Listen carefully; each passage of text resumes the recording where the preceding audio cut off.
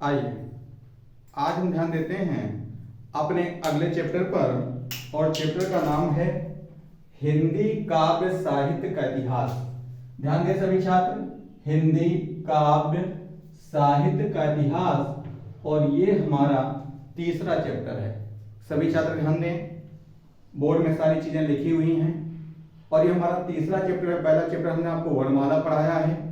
आप हमारे YouTube channel GS bye Ajit Shukla पर जाकर के देख सकते हैं, जिसमें पार्ट 1, पार्ट 2 और पार्ट 3 में हमने आपको विधिवत तरीके से वर्णमाला पढ़ाया है।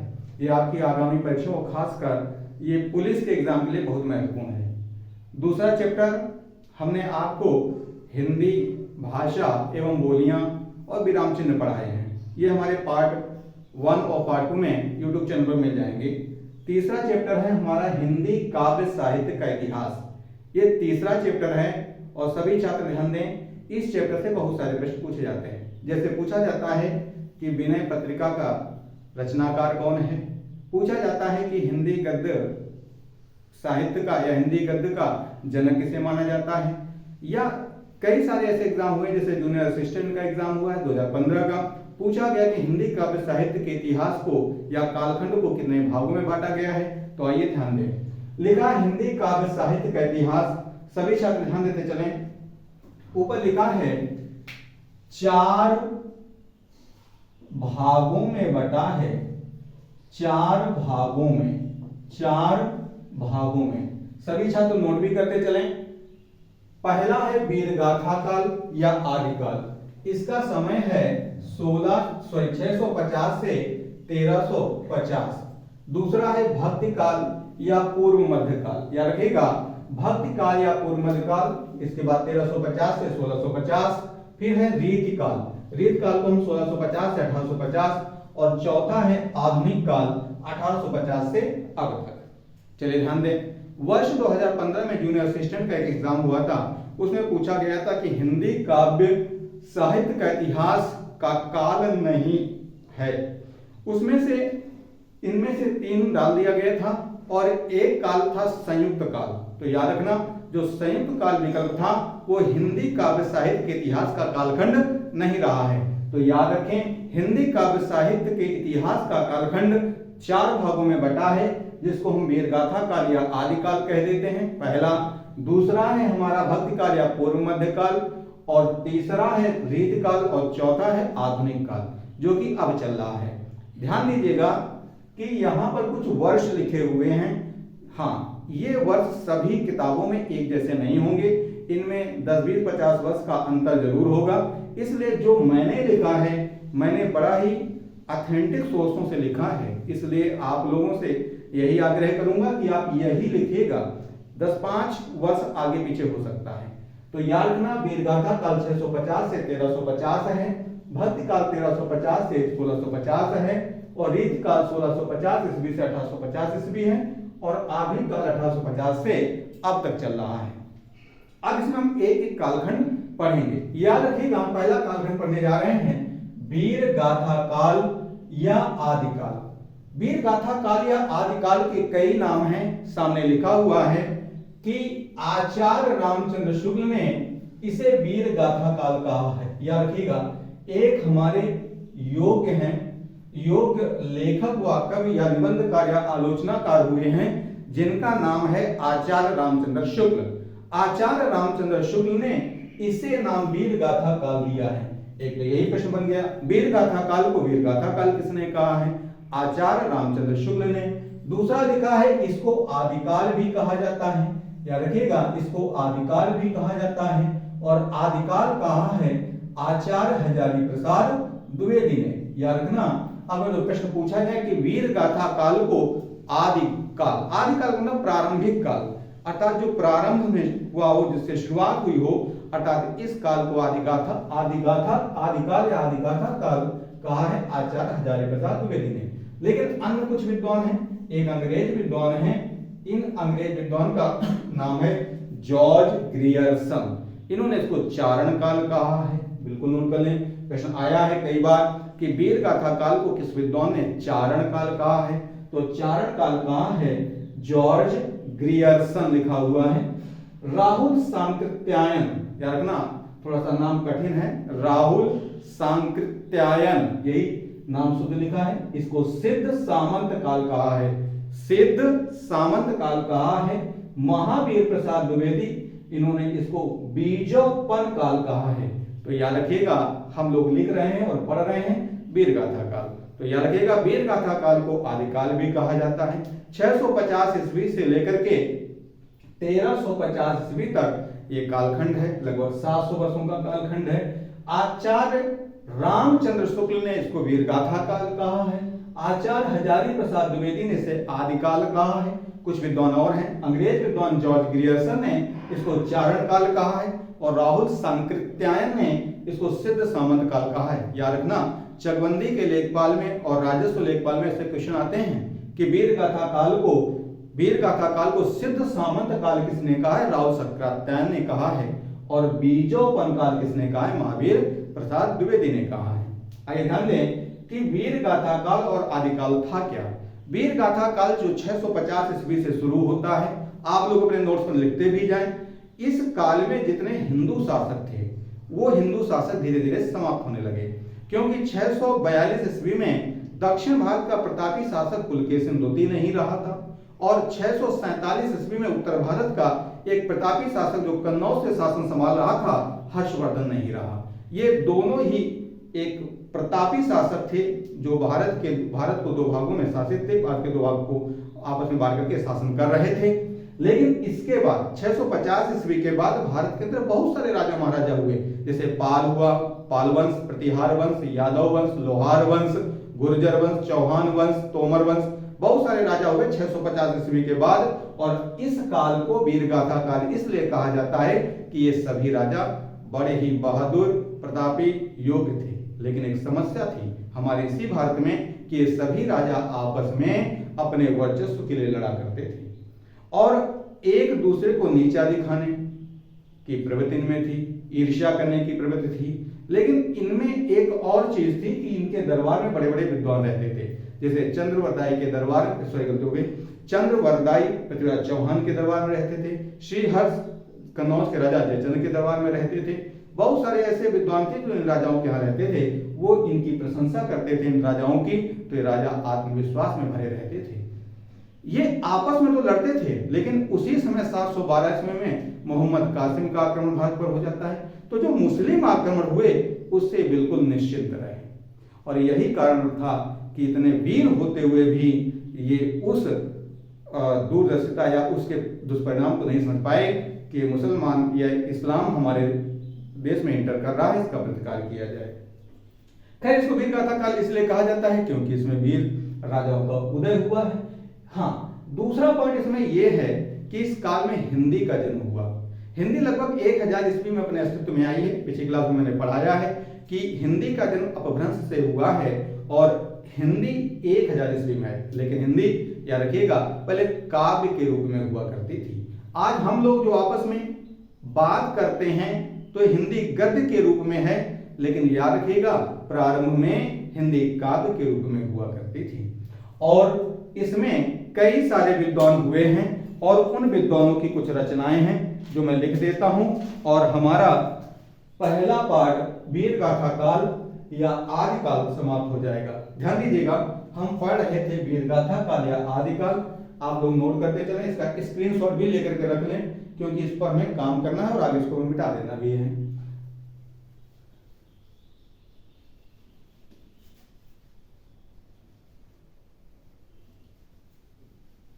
चलिए ध्यान दें, वीरगाथा काल या आदिकाल में कई विद्वान हुए हैं और उन विद्वानों की कुछ रचनाएं मैं आपके सामने लिख रहा हूं और आप नोट करते चलें। जैसे हमारे एक विद्वान हैं चंद्रवरदाई, चंद्रवरदाई ये नाम है, चंद्रवरदाई। चंद्रवरदाई की रचना है पृथ्वीराज रासो। याद रखिएगा, हम लोग पढ़ रहे हैं वीरगाथा काल या आदिकाल। आप चाहें तो यहां पर आप लिख भी सकते हैं कवि और रचना, कवि और रचना।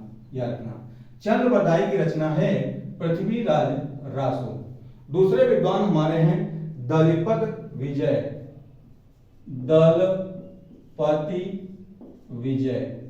दलपत विजय की रचना है खुमार रासो। खुमार रासो इसी काल के हैं। एक प्रश्न ये भी पूछ सकता है कि चंद्रबरदाई किस काल के रहे हैं, तो आप बताओगे कि चंद्रबरदाई वीर गाथा काल के रहे हैं। तीसरी रचना है सारंगधर की। सारंगधर हमीर रासो। हमीर रासो कम से कम 10 कवि की रचना हम दिखाएंगे। सारंगधर की रचना है हमीर रासो। हमीर रासो। आगे हैं नाल सिंह।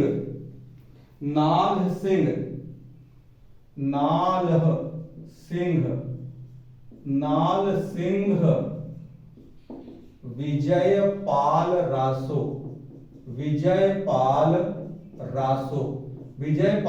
रासो। 4 हो गए। 5वीं लिख लीजिएगा जगनिक बहुत पूछी जाती है। परमाल रासो इनकी रचना है जगनिक की। परमाल रासो सभी छात्र साथ साथ में लिखते चले। परमाल रासो। ध्यान दीजिएगा ये 5 हैं, नोट करिएगा। कवि चंद्रबरदाई की रचना है पृथ्वीराज रासो। दलपत विजय की है खुमार रासो। सारंगधर की है हमीर रासो। नाल सिंह की है विजयपाल रासो। और जगनिक की है परमाल रासो। जगनिक की है परमाल रासो। ठीक है। अब चूंकि जगह है नहीं इसलिए हम इसको 5 को मिटा रहे हैं। आप लोग इसे नोट कर लें। हम 5 और लिख रहे हैं, 10 लिखे रहे हैं। अगला कवि है 6ठे नंबर पर नरपति नाल्ह। रचना का नाम है, इनकी रचना है बीसल देवरासो। नरपति नाल्ह रचना है बीसल देवरासो। नरपति नाल्ह नामे आगंडा आदिला और हाय। केदार भट्ट इसी काल के हैं। केदार भट्ट, इससे ये भी जानकारी आपको मिल रही है कौन सा कवि किस काल का है, तो वीर गाथा काल के हैं केदार भट्ट। इनकी रचना है जयचंद्र प्रकाश, ये 7वां है। अगला लेखक है स्वयंभू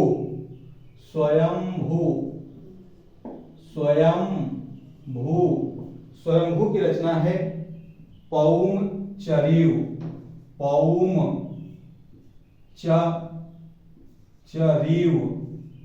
राम छोटी की मात्रा है। पौम चरियु ये रचना है स्वयंभू की। 8 रचनाएं होंगी, 2 लिख लो। सरहपा एक विद्वान हुए हैं, कवि हुए हैं। सरहपा दोहा कोश, इनकी रचना है दोहा कोश। सरहपा की रचना है दोहा कोश। 9 हो गए कवि और उनकी रचना। एक और आप लिख लीजिएगा। मधुकर भट्ट जय मयंक जस चंद्रिका। मधुकर भट्ट जो कि वीरगाथा काल के हैं। जय मयंक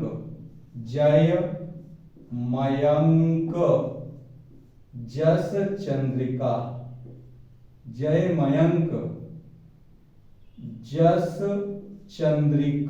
चंद्रिका लिखा हुआ है। जय मयंक जस चंद्रिका। एक बार दोबारा पढ़ देता हूं। नरपति नाल बीसल देवरासो। केदार भट्ट जयचंद्र प्रकाश। स्वयंभू पौम चरियु। सरहपा दोहा कोश और मधुकर भट्ट जय मयंक जस चंद्रिका। हो गया हमारा। तो एक बार दोबारा से हम लोग इसको देख लें।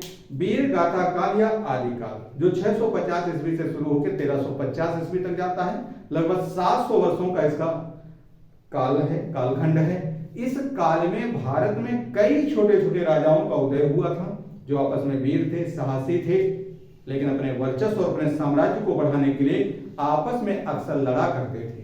तो इसलिए इसी काल में भारत पर विदेशी आक्रांताओं का आक्रमण हो गया, जिसमें मुस्लिम शासकों ने धीरे धीरे भारत में अपनी गद्दी हासिल कर ली। और इसी कालखंड के बीच में 1206 में पहली बार दिल्ली पर गुलाम वंश की स्थापना हो जाती है और कुतुबुद्दीन ऐबक गुलाम वंश का पहला शासक बन जाता है।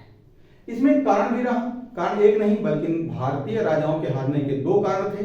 एक कारण ये था कि आपसी वैमनस्यता थी राजाओं में, ये यूनिटी नहीं थी, एकता नहीं थी, और एक दूसरे को नीचा दिखाने के लिए कुछ भी कर सकते थे। जैसे पृथ्वीराज चौहान की अगर जो हम बात करें, जिनके दरबार में चंद्रबरदाई रहते थे, देखना आप लोग बड़े ध्यान से सुनना, चंद्रबरदाई पृथ्वीराज चौहान के दरबार में रह रहे हैं, तो जो जिसकी खाएगा उसकी बजाएगा, स्वाभाविक बात है।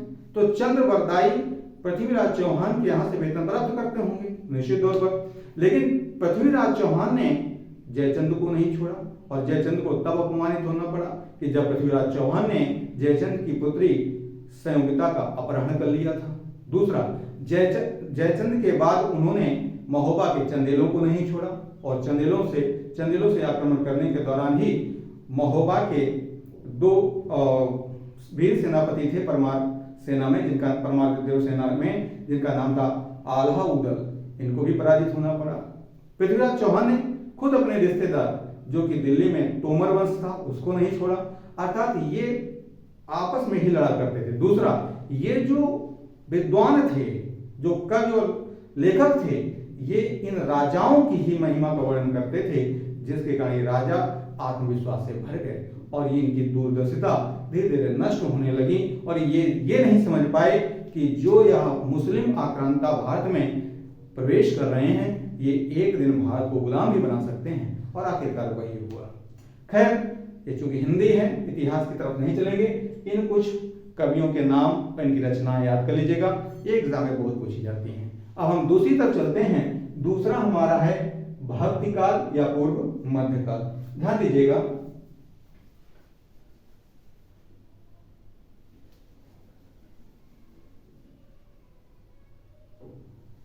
दूसरा हिंदी काव्य साहित्य का काल है भक्ति काल या पूर्व मध्य काल। 1350 से 1650, लगभग 300 वर्षों का इतिहास है। याद रखना, लगभग 300 वर्षों का इतिहास है। अब इस काल तक आते आते भारत में लगभग मुस्लिम सत्ता स्थापित हो गई, और जो हिंदू शासक थे वो मुस्लिम शासकों के या तो चाटुकार बन गए या तो उनके अधीन शासन करना स्वीकार कर लिया। अब जो चाटुकार नहीं बने, जिन्होंने शासन नहीं किया, वो मुस्लिम सत्ता से भिड़ते रहे और लड़ते रहे, पराजित होते भी रहे, मरते भी रहे और मारते भी रहे। खैर, लेकिन सामान्य जनमानस का जो दिशा थी और दशा थी वो भक्ति की तरफ चली गई, जैसा कि आजकल हम देख रहे हैं। आजकल भारत सरकार बीजेपी सरकार है, और बीजेपी सरकार में भी ऐसा ही कुछ है कि जो पार्टियां नहीं लड़ पा रही हैं, समझ गई कि बीजेपी से लड़ना बड़ा मुश्किल है, और सामान्य जनमानस भी देखिएगा भक्ति की तरफ चला गया। ऐसा होता है कि जब कोई पूर्ण सत्ता स्थापित हो जाती है, जिसको कोई टक्कर देने वाला नहीं होता है, तो सामान्य जनमानस उस राजनीति की विचारधारा मन से हटा देती है और उसी के अधीन अपनी नई विचारधारा को जन्म देती है। अर्थात इसी काल में जब देखा कि एक मजबूत मुस्लिम सत्ता स्थापित हो गई, जिसको टक्कर देने के किसी में साहस नहीं है, तो सामान्य जनमानस ने राजनीति से मुंह फेर लिया और इस काल में ईश्वर का भजन करने लगी। लेकिन ईश्वर का भजन करने वाले भी दो प्रकार के लोग थे, जो कि आज भी हैं। ईश्वर वो भी मानते हैं जो ईश्वर के साकार स्वरूप को नहीं मानते। जैसे कि मैं मानता हूं कि मैं ईश्वर को तो मानता हूं, और ये मानता हूं कि संसार का निर्माण किसी एक ऐसी अदृश्य सत्य ने किया है जिससे सारा संसार संचालित हो रहा है। लेकिन मैं नहीं कहता कि न वो राम है, न कृष्ण है, न वो शंकर है, न वो विष्णु है, न वो ब्रह्मा है, लेकिन कोई ना कोई एक ईश्वरीय शक्ति जरूर है। तो मैं हूं निर्गुण भक्ति शाखा को मानने वाला। याद रखना, अर्थात वह व्यक्ति जो ईश्वर को तो मानता है लेकिन ईश्वर के साकार स्वरूप को नहीं मानता, वो है निर्गुण भक्ति शाखा। तो याद रखिएगा, भक्ति काल की दो शाखाएं थीं। भक्ति काल की दो शाखाएं थीं। पूछा जाए भक्ति काल की कितनी शाखाएं थीं, तो दो शाखाएं। भक्ति काल कितने वर्ष चला? लगभग 300 वर्षों का काल रहा, और इसमें एक निर्गुण शाखा थी। याद रखिएगा, एक निर्गुण शाखा और एक सगुण शाखा थी। सगुण भक्ति शाखा में ईश्वर के साकार स्वरूप को माना जाता है, जैसे मैं राम को मानता हूँ, कृष्ण को मानता हूँ, बुद्ध को मानता हूँ, ब्रह्मा को मानता हूँ और महावीर को मानता हूँ, इनकी मूर्ति की पूजा भी करता हूँ और इनका स्वरूप ऐसा है, ये मन में बसा लिया, तो मैं हो गया सगुण भक्ति शाखा को मानने वाला। यहां पर लिखा है निर्गुण भक्ति शाखा की भी दो शाखाएं थी या दो विचारधाराएं थी। दो विचारधाराएं ऐसे भी लिख सकते हैं, दो विचारधाराएं थी। एक थी ज्ञान मार्गी शाखा, बड़ा महत्वपूर्ण है ये। ज्ञान मार्गी शाखा में जितने भी कवि या लेखक हुए हैं, हालांकि लेखक तो इस काल में नहीं थे, इस काल में कवि ही होंगे, क्योंकि ये काल काव्य साहित्य का इतिहास का है। और एक चीज याद रखना, लगभग 1800 वर्ष तक हम लोग हिंदी में बात नहीं करते थे, बल्कि हिंदी के काव्य रूप में बात करते थे। यहाँ ध्यान दें, ज्ञान मार्गी शाखा में जितने भी कवि हुए हैं वो एक जगह बैठ करके या चल फिर करके ज्ञान की बातें किया करते थे और लोगों को नैतिक शिक्षा दिया करते थे और नैतिक ज्ञान दिया करते थे। इनमें सबसे प्रमुख हुए हैं कबीरदास जी। कबीरदास जी इस ज्ञान मार्गी शाखा के सबसे प्रमुख कवि हुए हैं। याद रखना, बड़ा लंबा जिए हैं। 1398 से 1518, लगभग 120 वर्ष इनका जीवन काल रहा है। 120 वर्ष तक इनका जीवन काल रहा। इनकी रचनाएं साखी, सबद, रमैनी, बसंत, मंगल, होली हैं। सामने लिखा हुआ है, आप लोग लिखते जाएं। जैसा डायग्राम बना है ऐसा डायग्राम भी बना लें। साखी, सबद, रमैनी, बसंत, मंगल, होली है। याद रखना कि कबीरदास जी के एक शिष्य हैं धर्मदास। याद रखना, इन्होंने इनकी रचनाओं का संकलन किया है। याद रखना, अगर जो पूछा जाए कि कबीरदास जी की रचनाओं का संकलन किसने किया है, तो उनके प्रिय शिष्य धर्मदास ने किया है। धर्मदास शिष्य हैं कबीरदास जी के, लेकिन याद रखना कबीरदास जी पढ़े लिखे नहीं थे, अनपढ़ थे। लेकिन इन्होंने जो बोला वो सदुक्कड़ी भाषा में बोला, जिसमें अरबी, फारसी, ब्रज, अवधी और हिंदी खड़ी बोली का समावेश था। इसको पंचमेल खिचड़ी भी कहा जाता है। आप लोग नोट करते चलें। यहां पर लिखा है और कि इनकी रचनाएं हैं साखी, सबद, रमैनी, बसंत, मंगल, होली। ठीक है, और इन रचनाओं का संकलन किसने किया? धर्मदास ने। दूसरा, कबीरदास जी सिकंदर लोदी, जो लोदी वंश का शासक था, सिकंदर लोदी के समकालीन थे। याद रखना, सिकंदर लोदी के समकालीन थे, अर्थात जिस समय लोदी वंश का शासक सिकंदर लोदी था, उसी समय कबीरदास जी भी हुए। और ज्ञान मार्गी शाखा में कबीरदास जी प्रमुख थे, गुरु नानक थे, दादू दयाल थे और मलुकदास थे। बहुत सारे ऐसे व्यक्ति थे जो ज्ञान की बात करते थे। निर्गुण भक्ति शाखा में दूसरी शाखा है प्रेम मार्गी शाखा। प्रेम मार्गी शाखा में प्रमुख कवि हैं, ध्यान दीजिएगा, मलिक मोहम्मद जैसी। क्या रखिएगा? मलिक मोहम्मद जैसी। प्रेम मार्गी शाखा को सूफी काव्य धारा भी कहा जाता है। और सूफी काव्य धारा, याद रखना, और ये सूफी काव्य धारा कहा है आचार्य रामचंद्र शुक्ल। आप लोग लिख लीजिएगा, रामचंद्र शुक्ल द्वारा।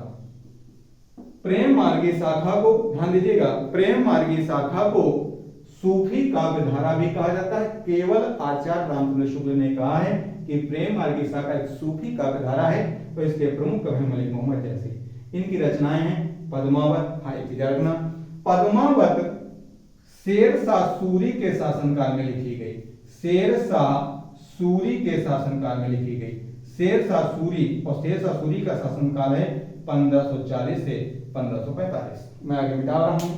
शेरशाह सूरी के शासनकाल में लिखी गई है, शेरशाह सूरी के शासनकाल में लिखी गई और पद्मावत अवधी भाषा में लिखी गई। इसमें महारानी पद्मावती और अलाउद्दीन खिलजी के बारे में लिखा गया और महारानी पद्मावती के पति रतन सिंह के जो युद्ध भूमि में मारे जाने की बात इसमें लिखी गई है। याद रखना, यहाँ पर पद्मावत अवधी भाषा में है और पद्मावत अवधी भाषा के साथ साथ कड़वक है। कड़वक, अब कड़वक किसे कहेंगे? जिसमें दोहा और चौपाइयों का समावेश होता है। जिसमें दोहा और चौपाई होती है उसे कड़वक कहा जाता है। याद रखिएगा, इसमें दोहा और चौपाई होती है उसे कड़वक कहा जाता है। लेकिन इस काल के और भी कई सारे कवि हुए हैं। याद रखिएगा इस काल के और भी कवि हुए हैं जो कि प्रेम मार्गी शाखा से संबंधित हैं। तो याद रखिएगा, अब नोट कर लीजिएगा, ये रचनाएं हैं अखरावट चित्ररेखा आखिरी कलाम, पद्मावत अखरावट चित्ररेखा आखिरी कलाम। पद्मावत शेषा सूरी के शासनकाल में लिखी गई, ये अवधी भाषा में है, कड़वक है, दोहा और चौपाई का समावेश है। लेकिन इसमें आप और लिख लें, इसमें आप और लिख लीजिएगा कि प्रेम मार्गी शाखा से संबंधित अन्य कवि, प्रेम मार्गी शाखा से संबंधित, प्रेम मार्गी शाखा से संबंधित अन्य कवि एवं उनकी रचनाएं, अन्य कवि एवं उनकी रचनाएं, अन्य कवि एवं उनकी रचनाएं। तो ये भी आप लिख लीजिएगा। प्रेम मार्गी शाखा जिसके प्रमुख माने गए हैं मलिक मोहम्मद जैसी, लेकिन अन्य और हैं। जैसे मैं आपको बता रहा था ज्ञान मार्गी शाखा केवल कबीरदास जी नहीं संबंधित हैं, गुरु नानक भी हैं, दादू दयाल भी हैं, मलुकदास हैं, धर्मदास हैं। लेकिन इसी प्रकार यहां भी है कि प्रेम मार्गी शाखा से संबंधित अन्य कौन कौन है, ध्यान दीजिएगा, ऐसे नोट कर लीजिएगा। कुतुबन है, कुतुबन है, कुतुबन की रचना है मृगावती, इंपॉर्टेंट मैटर लिख लीजिएगा जो इंपॉर्टेंट है। कुतुबन की रचना है मृगावती। मंझन भी है, मंझन जहां झंडा बना है। मधुमालती, मंझन की है मधुमालती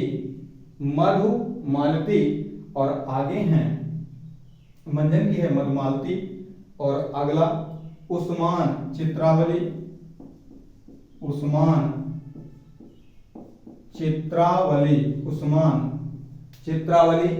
चित्रावली है। शेख नबी अगले विद्वान है इसी काल के, शेख नबी ज्ञानदीप है, शेख नबी ज्ञानदीप है। 1 2 3 4 दो लिख लेते हैं। शेख नबी ज्ञानदीप हैं। नूर मोहम्मद इसी काल के हैं, भक्ति काल के। नूर मोहम्मद भक्ति काल की ज्ञान मार्ग की शाखा से हैं। नूर मोहम्मद इंद्रावती है, नूर मोहम्मद की इंद्रावती है, नूर मोहम्मद की इंद्रावती है। एक और लिख लीजिएगा। मुल्ला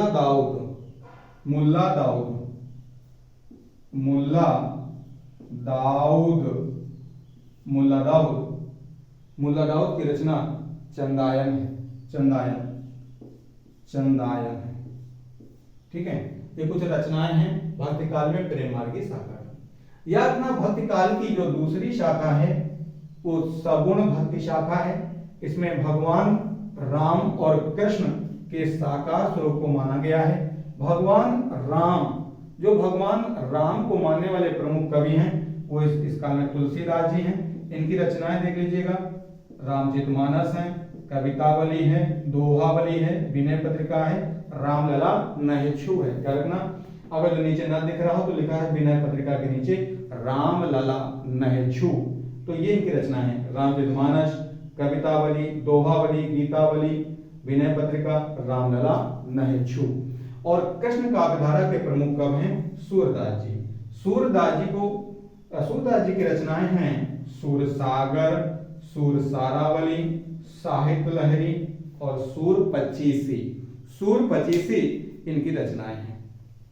याद रखिएगा, ये इनकी रचनाएं हैं। अब यहाँ पर तुलसीदास जी के बारे में जरा थोड़ा सा देख लीजिएगा। इनका जन्म 1532 में हुआ है, 1532 में हुआ है इनका जन्म, और 1623 में इनकी मृत्यु हुई है। 1623 में इनकी मृत्यु हुई है। इस हिसाब से ये अकबर और जहांगीर दोनों के समकालीन थे। अकबर और जहांगीर दोनों के समकालीन थे। याद रखिएगा, अकबर और जहांगीर दोनों के समकालीन थे। ठीक है, अब आप लोग इसको नोट कर लीजिएगा, इसका स्क्रीनशॉट ले लीजिएगा। अब हम लोग पहुंचते हैं तीसरी ओर। तीसरा काल है रीत काल का। ये रचनाएं याद कर रखिएगा, रचनाएं बहुत महत्वपूर्ण है। लोअर पीसीएल में पूछी गई है रचनाएं, मैच कराने के लिए आती हैं। अब हम लोग रीत काल को श्रृंगार काल भी कहा जाता है। याद रखिएगा, रीत काल के कई नाम हैं। रीत काल के कई नाम हैं और रीत काल का मतलब श्रृंगार काल से है, अर्थात जिस काल में श्रृंगार, अर्थात रीत काल को हम कह सकते हैं ये श्रृंगार काल है। श्रृंगार काल, श्रृंगार काल आप लोग ऐसा लिखा करें।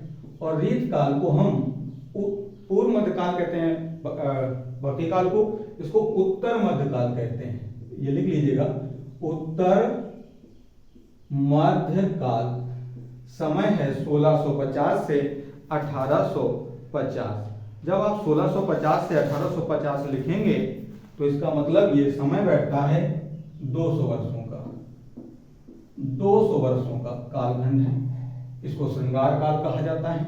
इसमें श्रृंगार रस पर कविताएं लिखी गई, श्रृंगार काल कहते हैं। इस काल में श्रृंगार रस पर अधिक रचनाएं हुई।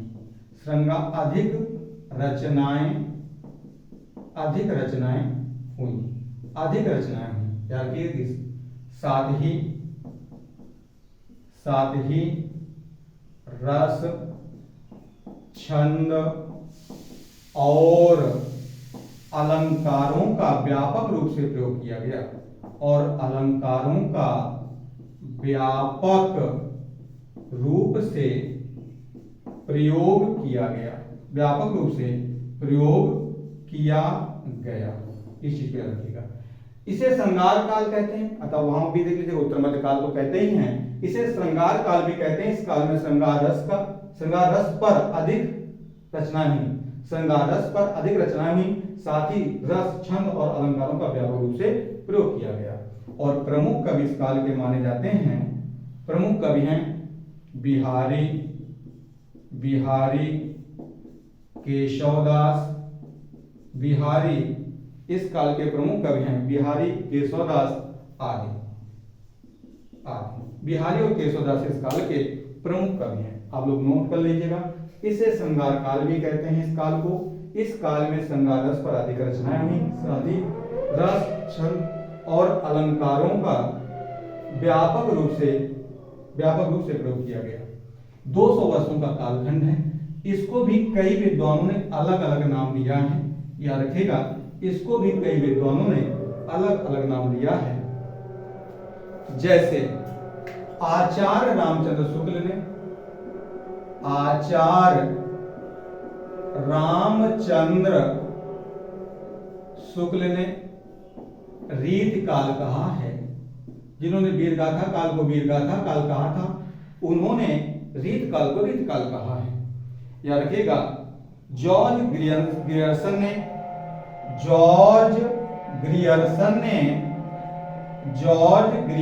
ने रीति काव्य कहा है। जॉर्ज ग्रियर्सन ने रीति काव्य कहा है। आचार्य विश्वनाथ प्रसाद मिश्र ने, आचार्य विश्वनाथ प्रसाद मिश्र ने इसे श्रृंगार काल कहा है। इसे श्रृंगार काल कहा है। अभी मैं आपको बता रहा था, इसे श्रृंगार काल भी कहा जाता है। किसने कहा है? आचार्य विश्वनाथ प्रसाद मिश्र ने कहा है, क्योंकि श्रृंगार रस पर इस काल में कविताएं बहुत लिखी गई हैं। आगे इसे अलंकृत काल भी कहा जाता है। मिश्र बंधु, याद रखना, दो भाई थे जिनको हम मिश्र बंधु कहते हैं, उन्होंने इसे अलंकृत काल भी कहा है। अलंकृत काल भी कहा है क्योंकि अलंकारों का इस काल में प्रयोग बहुत हुआ है, जिसमें केशवदास ने सबसे ज्यादा अलंकारों का प्रयोग किया है। और इसको राम शंकर शुक्ल रसाल, जिनको डॉक्टर रसाल कहा जाता है, राम शंकर शुक्ल इनकी उपाधि रसाल की थी। रसाल, राम शंकर शुक्ल जिनको हम रसाल कहते हैं, रसाल, डॉक्टर रसाल कहकर बुलाया जाता था रामशंकर शुक्ल को। ये भी चीज याद रखिएगा कि डॉक्टर शुक्ल को रामशंकर शुक्ल वास्तविक नाम था, और डॉक्टर रसाल ने वीरगाथा काल को आदिकाल कहा है। इन्होंने इसे कला काल कहा है। कला काल, कला काल, इसको याद रखिएगा। आचार्य रामचंद्र शुक्ल ने इसे रीतकाल को रीतकाल कहा है। जॉर्ज ग्रियर्सन ने रीतकाल को रीतकाव्य कहा है। आचार्य विश्वनाथ प्रसाद मिश्र ने श्रृंगार काल कहा है। मिश्र बंधुओं ने अलंकृत काल कहा है। और राम शंकर शुक्ल अर्थात डॉक्टर रसाल ने इसे कला काल कहा है। याद रखना, इस काल तक आते आते भारत समृद्धि तक पहुंच गया और इस काल में कई सारे कवि हुए जिन्होंने कई सारी रचनाएं भी रची और उनमें से हम लोग अब कुछ कवि और रचनाओं के बारे में जान लेंगे। इसे आप लोग नोट करते चलें। सभी छात्र हमारे वीडियो को पूरा देखा करें। आगे पुलिस के एग्जाम में, जूनियर असिस्टेंट के एग्जाम में, लेखपाल के एग्जाम में, ग्राम विकास अधिकारी के एग्जाम में, यूपी के एग्जाम में आप हमारे वीडियो से बहुत सारे अंक अर्जित कर सकते हैं, इसलिए पूरा वीडियो देखें। अब आप लिखिएगा कि रीत काल के प्रमुख कवि और उनकी रचनाएं। अब हम लोग लिखेंगे रीत काल के प्रमुख कवि और उनकी रचनाएं। तो कवि और रचनाएं की बात कर लेते हैं। बिहारी, तो एक तो प्रश्न यही बन गया कि बिहारी किस काल के हैं। तो बिहारी की रचना है बिहारी सतसई और बिहारी हैं रीत काल के। बिहारी सतसई और बिहारी हैं रीत काल के। साफ साफ आप लोग लिखिएगा बिहारी। केशवदास, केशवदास एक प्रमुख कवि हुए हैं और केशवदास की बहुत सारी रचनाएं हैं। रसिक प्रिया बहुत पूछी जाती है। रामचंद्रिका, नोट करते चलें। रसिक प्रिया, रामचंद्रिका, जस चंद्रिका,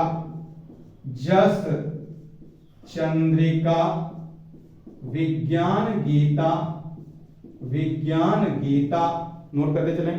विज्ञान गीता, वीर सिंह देव चरित्र, वीर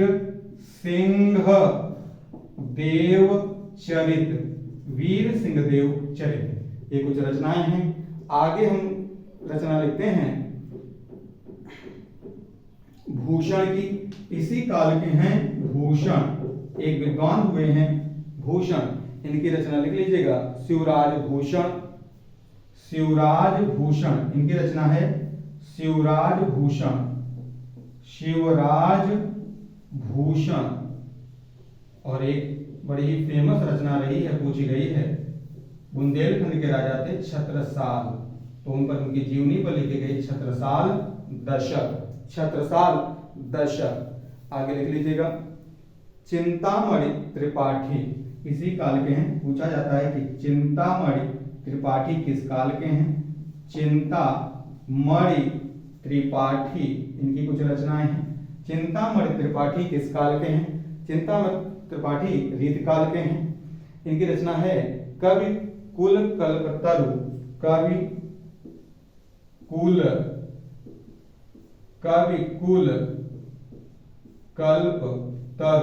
दूसरी रचना है पिंगल, इनकी दूसरी रचना है पिंगल। और एक और लिख लीजिएगा रस विलास। तो इस काल के कुछ कवि हैं बिहारी, केशवदास, भूषण, चिंतामणि त्रिपाठी। आज के लिए ये वीडियो इतना ही रहेगा। अगला हमारा चौथा होगा आधुनिक काल जो 1850 से अब तक है। पार्ट 2 में हम आपको पढ़ाएंगे। इस काल को हिंदी गद्य साहित्य का इतिहास भी कहते हैं। 4 भाग में है। भारतेंदु युग 1850 से 1900, द्विवेदी युग 1900 से 1918, शुक्ल युग 1918 से 1936 और शुक्लोत्तर युग, याद रखना आगे लिखा शुक्लोत्तर युग, इसको कहते हैं 1936 से 1953। अगर हम लोगों ने गद्य में तब से जाना जब वर्ष 1800 के आसपास आया, और इसमें सबसे बड़ी भूमिका रही भारतेंदु हरिश्चंद्र की। अभी आज पार्ट 1 में हमने आपको हिंदी काव्य साहित्य का इतिहास पढ़ाया है और पार्ट 2 में हम आपको हिंदी गद्य साहित्य का, अभी हिंदी काव्य साहित्य का इतिहास और पार्ट 2 में हिंदी गद्य साहित्य का इतिहास पढ़ाएंगे। आप लोग इसे नोट कर लें। कुछ विद्वान हैं, उनकी रचनाएं दोबारा पढ़ देता हूं। बिहारी सतसई है, केवल एक है। केशवदास, रसिक प्रिया, रामचंद्रिका, दूसरी जस चंद्रिका, विज्ञान गीता, चौथी वीर सिंह देव चरित्र, 5वीं है।